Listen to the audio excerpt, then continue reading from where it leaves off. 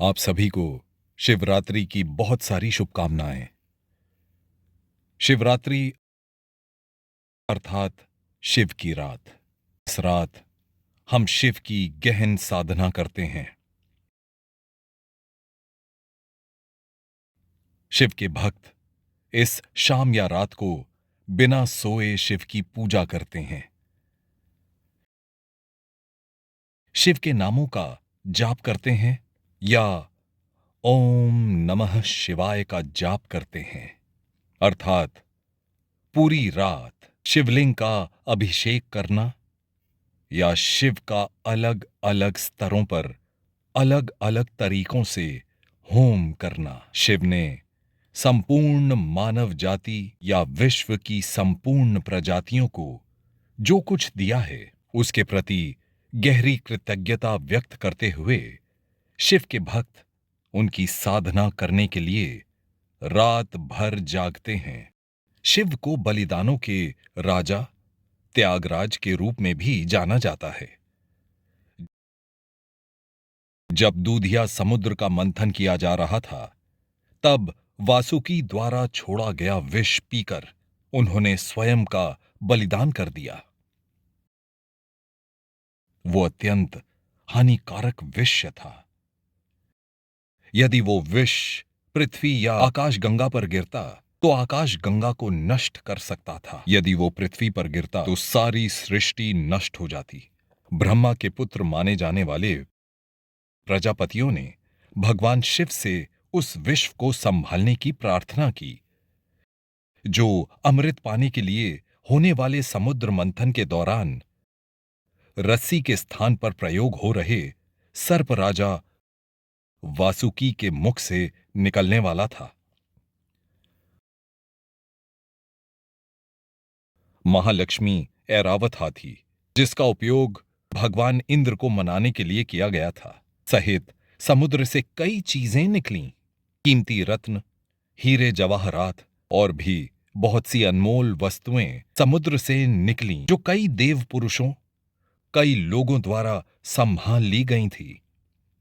लेकिन जब विष निकला तो कोई उसे छू भी नहीं सका। किसी के पास विष को संभालने की शक्ति नहीं थी। वो शक्ति केवल शिव के पास थी। शिव ने विष ग्रहण किया और विष को पी लिया। केवल वो ही ऐसा कर सकते थे, क्योंकि वो अत्यंत शक्तिशाली हैं, क्योंकि वो महान शक्ति हैं। उनके पास महान तपस्या की अपशक्ति है, जो स्थिर है, ठोस है और विष को संभालने वाली शक्ति है। वो इस पूरी गतिविधि से और कुछ नहीं चाहते थे, क्योंकि वो पहले से ही शाश्वत हैं।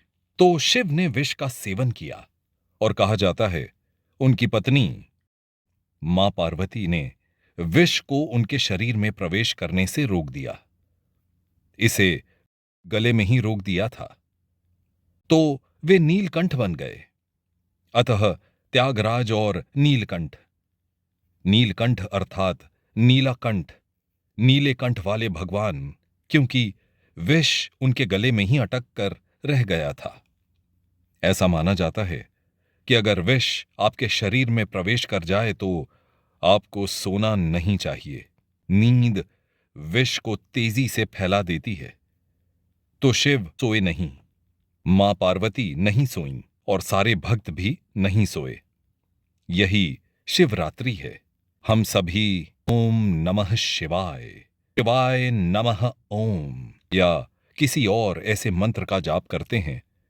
वे संपूर्ण मानव जाति की रक्षा करने वाले इस महान ईश्वर के प्रति अपनी एकजुटता दर्शाने के लिए जप करते हैं और जागे रहते हैं। चूंकि प्रजापति सृष्टि करता है, वे इस बात को जानते थे कि इस विष से पूरी सृष्टि का नाश हो जाएगा। इसीलिए उन्होंने शिव से कहा कि अगर आप मदद नहीं करेंगे तो कुछ भी नहीं बचेगा। और शिव ने इसका सेवन कर लिया। समस्या को हल करने के लिए उन्होंने स्वयं का बलिदान कर दिया। उन्होंने पृथ्वी और नक्षत्रों को बचाने के लिए, आकाश गंगाओं को संरक्षित करने के लिए स्वयं उस प्रहार का सामना किया। यही इस रात की कहानी है। आज शिवरात्रि पर हम सभी जागे रहते हैं। भगवान शिव की चेतना से जुड़े रहते हैं। हम आरती करते हैं, हवन करते हैं, हम कभी कभी शिवलिंग का अभिषेक करते हैं। प्रत्येक सोमवार को शिवलिंग का अभिषेक करते हैं। शिव के भक्त रोज सुबह शिवलिंग का अभिषेक करते हैं। ऐसे भी शिवयोगी हैं जो प्रतिदिन प्रातः 3 बजे से 4 बजे तक शिवलिंग का अभिषेक करते हैं। अभिषेक के बाद वे शिवलिंग को अर्पण किया गया जल पीते हैं। उसके बाद ही उनके दिन की शुरुआत होती है। यह भी माना जाता है कि इस दिन भगवान शिव और पार्वती का विवाह हुआ था। जो भी हो, इस दिन हम अपने आप को उस चेतना के प्रति समर्पित कर देते हैं, उस गुरु को समर्पित करते हैं जो विलयन पुनर्चक्रण का प्रतीक है। क्योंकि जो कुछ भी बना है उसे पुनर्चक्रण की प्रक्रिया से गुजरना पड़ता है और फिर नए रूप उत्पन्न होते हैं। ब्रह्मांड में निरंतर गतिविधि होती रहती है, यानी गतिविधियों का निरंतर प्रवाह। ब्रह्मांड में लगातार बहुत सी चीजें, कितना कुछ हो रहा है। ग्रह गतिशील हैं, स्थानांतरित हो रहे हैं, आकाश गंगा परिवर्तित हो रही है, इतनी सारी चीजें हो रही हैं। ग्रह ब्लैक होल बनते जा रहे हैं। अतः संसार में, ब्रह्मांड में अनेकों गतिविधियां हो रही हैं। हमारे अंतर्मन में भी कई तरह की गतिविधियां हो रही हैं। इसलिए यदि आप लगातार चेतना से जुड़े रहते हैं तो हम अंततः चेतना बनने के लिए प्रवृत्त हो जाएंगे। यही कारण है कि शिवरात्रि हमारे लिए विशेष रूप से महत्वपूर्ण है, ताकि हम एक ऐसी गतिविधि या प्रक्रिया के माध्यम से चेतना से जुड़े रहें जो चेतना से या शिव की चेतना से जुड़ी हों। शिव जो एक रूप नहीं है, ऐसे स्वरूप यानी योगी हो सकते हैं जो चेतना में विलीन हो जाते हैं, जिन्हें हम शिव कहते हैं।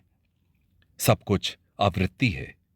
इसलिए जब कोई व्यक्ति शिव की आवृत्ति में होता है, अर्थात पूरी तरह से चेतना में समाहित हो जाता है, तो वो शिव होता है। शिव एक योगी भी हैं। तो यहां शिव एक अवस्था है और शिव योगी भी हैं। दोनों का अस्तित्व होता है। इसलिए हम दोनों से जुड़ रहे हैं, चेतना स्वरूप शिव और एक योगी स्वरूप शिव। चूंकि हमारे पास इंद्रियां हैं, इसलिए हमें जुड़ने के लिए एक रूप की आवश्यकता है। हम एक रूप से जुड़ते हैं और उस चेतना से जुड़ते हैं जिसका प्रतिनिधित्व वो रूप कर रहा होता है। कृपया याद रखें कि शिव केवल एक इकाई नहीं है, वे ब्रह्मांड हैं। इसलिए हम ब्रह्मांड के साथ एक हैं। वहीं हम अपनी तपस्या, ध्यान के माध्यम से दुनिया को बताने की कोशिश कर रहे हैं। मैं आप सभी के लिए एक महान शिवरात्रि, उच्च जागरूकता की कामना करता हूं और ये कामना करता हूं कि आप सभी इस बात से अवगत रहें कि शिव आपके भीतर वास करते हैं। हम शिव से अलग नहीं हैं, हम शिव के साथ एक हैं। हम सभी ब्रह्मांड से जुड़ी इकाइयां हैं। आपको एक महान शिवरात्रि की शुभकामनाएं। नमस्ते। ओम नमः शिवाय।